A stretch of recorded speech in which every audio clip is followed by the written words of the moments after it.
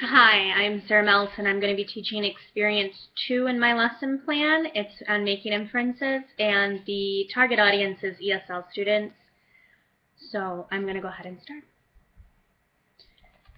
Remember, making inferences is reading between the lines. We're taking information that we already know and looking for clues and details from the text to help us figure out what is going on. Today we are looking at our emotions. What are our emotions? Feelings. Right, emotions are how we feel. Today we're going to practice 6 different emotions. I'm going to read you the word, and you're going to show me what kind of face you would think about with that emotion. Okay, ready? All right, first emotion, excited. So what kind of face would somebody make if they were excited? Right. They'd probably get a real big smile on their face, their eyes would get real big, or they get a big smile, their eyes would get small, there'd just be a big old smile, and sometimes they jump around and they get they just couldn't stop moving because they're so excited about something. Yeah, so the face I would think about is a big smile, maybe big eyes, they just can't wait to share something. What about nervous? How might someone act if they're nervous? They might kind of act kind of sick, maybe a little, like they might look a little down, maybe a little sad. They might bite their lip or wring their hands or have a look on their face that oh, like, oh no, not again, right? Oh man. Right, good. How about tired? How might someone look? How might their face look if they were tired? Okay, they could be yawning. All right, that would show me that they're tired. What about, how would they act? So what else might they do other than their facial expressions? Okay, they could lay their head down. They could move slow pokey. They might take a couple more minutes to think about something because they're just too tired to think. Yeah, good.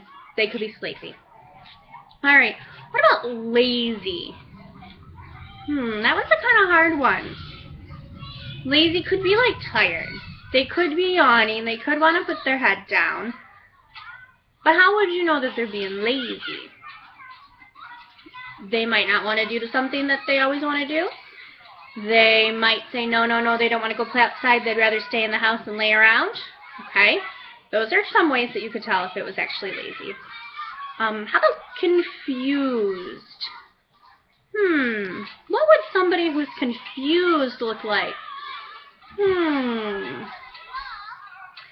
Okay, they could be kind of maybe biting their lips and looking around, maybe a little like nervous. They could be asking lots of questions.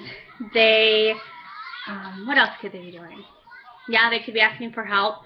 So somebody who's confused might be looking around. They might be looking for something. Okay, and the last one we're going to talk about is annoyed. So what would somebody who's annoyed look like? They might look angry. Okay, how else? They could look mean. Yeah, they could be fidgety and not sitting still and just having a mean face on, just make mean faces. Good. Okay, now we're going to read some sentences, and you have them on a sheet of paper. Mine is not the same. And it has the sentence, and then we'll write the word there, and then we'll draw a picture. We'll draw a picture at this side here. Okay. So now let's look at some sentences. Number 1. I got a new bike today. What about number 1 is a big old clue? I got a new bike today. Yeah, there's that big exclamation point at the end, and an exclamation point is an excited sentence. So what kind of emotion is that person feeling with that sentence, I got a new bike today? Yes, they're feeling excited. So we're going to write excited down in this first box here. I'm going to write excited with something that works. We're going to write excited in this first box here. Okay, so question number 2. I have to go to the dentist tomorrow and have a tooth pulled. Okay, So I have to go to the dentist tomorrow and have a tooth pulled. Well, the dentist is the person that helps take care of your teeth. So you go there and they clean your teeth, and they look and see if you have any cavities in your mouth. So how do you feel when you go to the dentist? You might be scared. So what's another emotion that we could have that could also be kind of scared? Nervous. Good. You could be nervous. Okay. He will not stop tapping on his desk. He will not stop tapping on his desk. So what emotion is that? You could be angry. You could have said stop tapping on your desk like 17 times. What else could it be? It would probably be annoyed, right? Just tap, tap, tap, tap, tap. Just an annoying sound. So your emotion or that person would be annoyed. So you just write annoyed in the box. Okay. I do not remember where I put my book bag.